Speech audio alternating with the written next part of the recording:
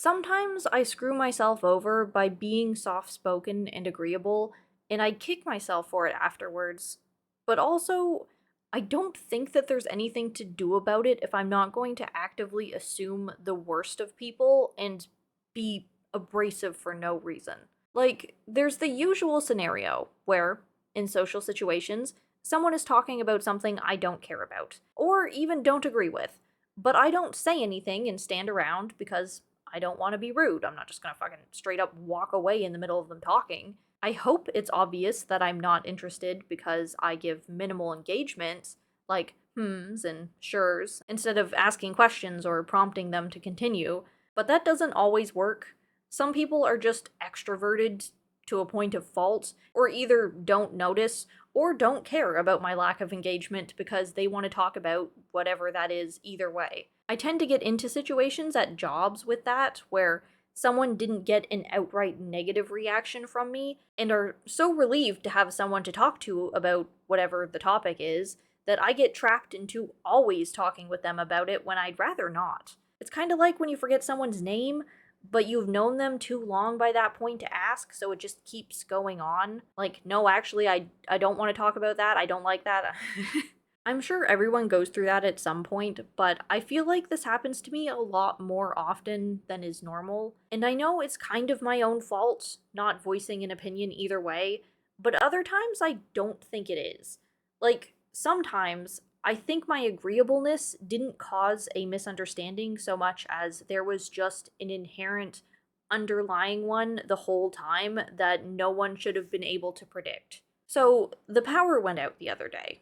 Only me and my partner's mother were home, so we convened to discuss the phenomena. She'd gotten a text from the hydro company about the expected return time, which she conveyed to me, and said she was going to preemptively go to pick someone up in town because it's much harder to communicate here without signal boosters, which need the power on. And she commented on the beeping sound going off every couple minutes in the basement. It was the water pump thing that we have, and it does that every time that the power goes out to tell us, one, the power is out, and two, it's using battery. She commented to me that the beeping must mean that it's still working.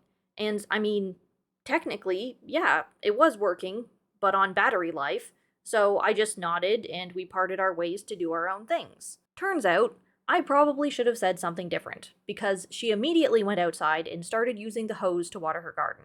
Given a prolonged outage, that would have very quickly drained our water pressure from the well. I thought we all understood that we're supposed to refrain from using the water in what ways that we can during an outage, like not flushing or having showers. So I didn't think that her commenting on the beeping meant that was acknowledging she was going to go use a bunch of water. The power was only out for like an hour, so there was no harm actually done.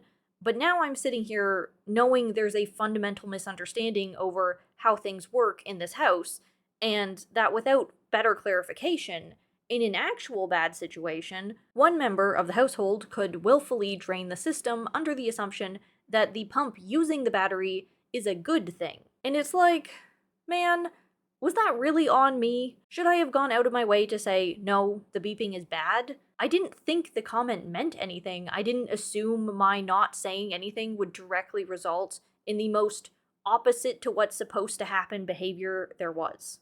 I try my best to give people grace. I don't know everything either. I'd expect people to be nice to me if I'd never been in a power out before and I did something silly like keep opening the fridge. And I'd forgive someone from a city for not knowing things about living on wells. But I get so tripped up when people do things that I know they know better than to do, though. I don't know how things that I've seen people do with a practiced and registered reason in their head suddenly disappear sometimes. I mean, it happens with driving a lot. That's gotta be the best example, where people constantly act surprised when they get honked at for doing something they know better than to do, as there's no argument against objective actions like running a red light. That's driving 101, but it happens constantly, and you can never expect someone to do it, because everyone driving a car has to know better to have been given a license.